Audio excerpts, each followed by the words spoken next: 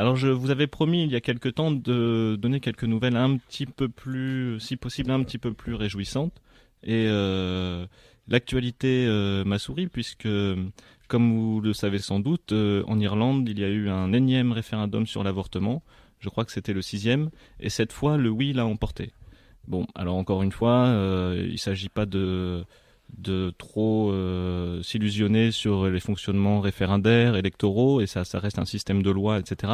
Mais tout de même, on peut saluer que voilà, il est possible que certaines idées justes progressent et l'emportent. Toujours outre-Manche, il y a 2 semaines, une première femme a été nommée évêque de Londres. C'était le 13 mai 2018. De la même façon, ça reste une évêque, hein, donc on va pas non plus, ça reste de la hiérarchie catholique, on va pas... Mais tout de même, on peut... Une femme évêque, oui, je vous raconte-le. C'est l'église anglicane, c'est pas l'église catholique. C'est l'église anglicane, Voilà, tout à fait. Qui ordonne des femmes. Voilà, je vous raconte le dossier. Hélas, nous ne sommes pas encore à l'église catholique. C'est Sarah Mullally qui est devenue donc la première femme évêque de Londres. Et ça devient de ce fait la 3e personne la plus puissante de l'église anglicane d'Angleterre. Donc l'église anglicane, c'est parce qu'à un moment, bon, il y a eu un schisme, une séparation, ils sont embrouillés parce que je pense que les Anglais, ils supportaient pas trop l'autorité du Vatican. Oui, Où vont puis le partir. pape avait refusé de casser un mariage princier anglais. C'est des histoires d'héritage. Encore des histoires d'aristo. Des histoires d'héritage qui ont mal tourné, des mais histoires d'aristo. nos amis adolescentes nous raconteront au retour du Vatican peut-être les dossiers cachés de tout ça. N'empêche que donc c'est une femme qui devient la 3e personne la plus puissante de l'église d'Angleterre. C'est dans la grande cathédrale Saint-Paul à Londres, que cette ancienne infirmière, en plus, notons-le, est devenue donc la 133e évêque de Londres. Conformément à la tradition, elle a tapé 3 fois à la porte du Grand Ouest de la cathédrale avec son bâton pastoral. J'ai cru qu'elle avait tapé sur quelqu'un. Non, ils ont encore des trucs qui tapent avec des bâtons décorés. Donc l'ordination de femme évêque a été approuvée par l'Église anglicane d'Angleterre en 2014 lors d'une réforme historique adoptée après d'âpres discussions entre ceux qui s'y opposaient et ceux qui la soutenaient. Voilà, la première femme évêque avait été consacrée en janvier 2015 lors d'une cérémonie à la cathédrale de York. Et donc là, maintenant, c'est à Londres. Donc voilà pour 2 nouvelles un petit peu souriantes qui nous viennent d'outre-Manche. Dans la foulée, j'annonce que c'était pas dans l'agenda, mais je précise qu'il y aura à la ZAD de Roibon les 8, 9 et 10 juin des rencontres féministes avec projections, discussions, présentations, théâtre, ateliers et boom en non-mixité choisie. Donc peut-être que vous pourrez discuter des femmes évêques et de l'avortement en Irlande à la ZAD de Roibon.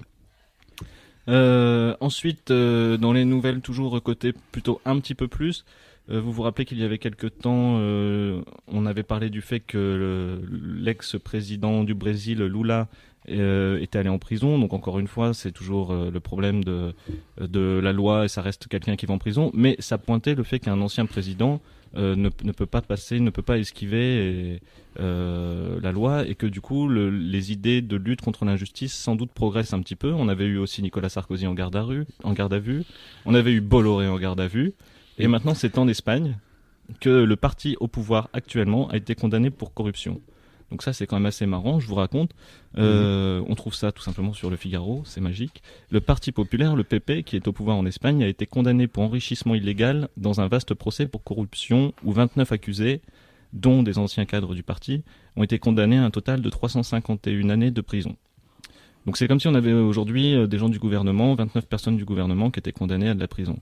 Le chef du gouvernement, le Premier ministre, donc le Édouard Philippe de là-bas, Mariano Rajoy, a immédiatement annoncé qu'il allait faire appel.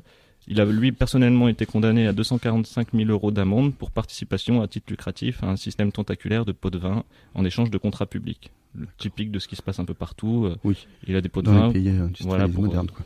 construire des autoroutes ou des aéroports ou des choses comme ça. Ou des grandes surfaces. Ou des grandes surfaces.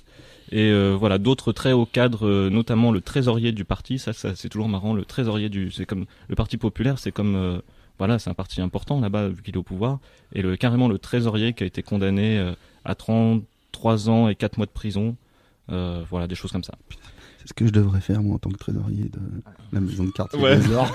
Toi, t'as dû détourner 12 €, je pense, sur 3-4 ans. Ce qui risque de te coûter cher. Mais bon, toujours cette idée que le refus de l'injustice peut-être progresse pour que des personnes aussi haut placées et actuellement en fonction soient condamnées. Moi, ça me semble intéressant de le souligner. Sinon, c'est le premier pas, on va dire. Ça commence peut-être qu'une vague est en route. Sinon, nouvelle un petit peu moins réjouissante, je ne pouvais pas prendre le micro aujourd'hui sans parler du fait de ce qui s'est passé à la ZAD. Vous savez qu'au mois d'avril dernier et au mois de mai, des expulsions ont eu lieu sur la terre de Notre-Dame-des-Landes. Ça a signifié une énorme présence militaire, de gendarmes. Et la semaine dernière, Maxime, un jeune homme de 21 ans, étudiant à Lille, a eu la main arrachée par l'explosion d'une grenade tirée par les forces de l'ordre.